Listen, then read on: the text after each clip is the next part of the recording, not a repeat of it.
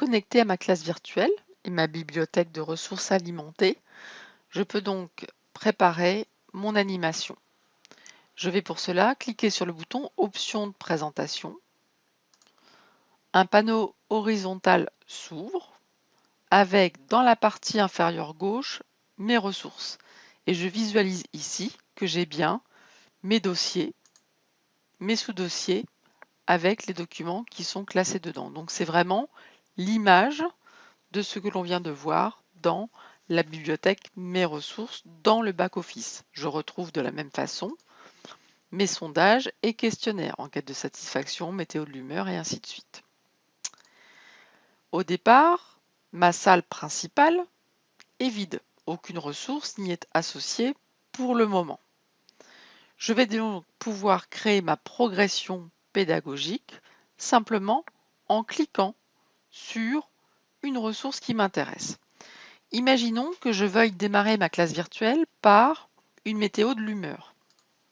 Je vais aller chercher cette météo de l'humeur, je vais cliquer sur le nom du document, simuler le lancement du sondage, peu importe les paramétrages pour le moment, puisque comme je n'ai pas de participants avec moi, ça ne revêt pas d'intérêt, et de toute façon, ces options de lancement sont disponibles à chaque clic.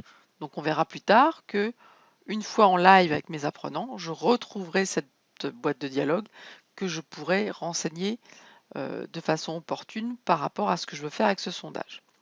Donc je clique sur lancer. La ressource s'affiche dans la partie centrale et je clique sur terminer. Que se passe-t-il? Eh bien, en rappelant les options de présentation, je me rends compte que le fichier sondage météo de l'humeur est associé cette fois à ma salle principale. Donc ce sera bien la première ressource sur laquelle je pourrai cliquer le jour J. Ensuite, je vais aller chercher tout autre document dont je pourrais avoir besoin. Donc par exemple, recommandations et bonne conduite, je clique, ça se présente dans la partie centrale, je ferme, je rappelle les options, mon deuxième document est prêt. Et je poursuis ce travail avec l'ensemble des documents dont j'ai besoin. Il est à noter que des activités collaboratives sont à prévoir toutes les 7 à 10 minutes pour que votre classe virtuelle soit réussie et engageante. Ici, j'ai intégré des supports de cours que je ne vais pas nécessairement exploiter dans leur entièreté, que je vais peut-être pouvoir couper, ou alors couper juste après, parce que ce sont des ressources relativement courtes. Alors, je décide de prévoir une activité de tableau blanc.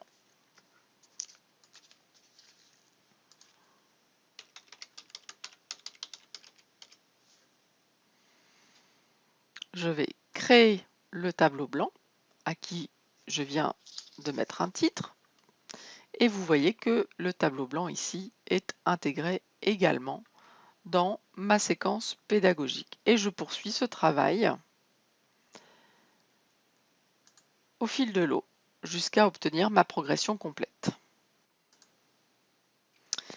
J'ai également prévu un contenu cas pratique qui me permettra de réaliser un travail en atelier en sous-groupe pour que chacun puisse réfléchir et renseigner les éléments comme on le verra plus tard avec les outils d'annotation par exemple. Donc ici pour piloter les ressources, j'ai à ma disposition des boutons précédents suivants. Je peux directement passer à la fin. Et moi en tant qu'animateur bien sûr j'ai un pointeur laser dont je choisis la couleur. Ce sont des choses sur lesquelles nous reviendrons. Et je peux bien évidemment surligner tout élément important. Pour fermer une ressource, il me suffit de cliquer sur la croix et voilà, ma séquence pédagogique est prête à l'emploi. Cette méthode est rassurante puisqu'après, une fois connecté, je n'ai plus qu'à me concentrer sur les ressources associées. J'aurais pu aussi en live, tout simplement, en maîtrisant tout à fait ma bibliothèque de ressources, cliquer sur les ressources pour les présenter et elles se seraient associées. J'ai choisi, comme je suis débutante, de réaliser vraiment ma séquence pédagogique pour y intégrer à la fois mes tableaux blancs et mes sondages et questionnaires prêts à l'emploi.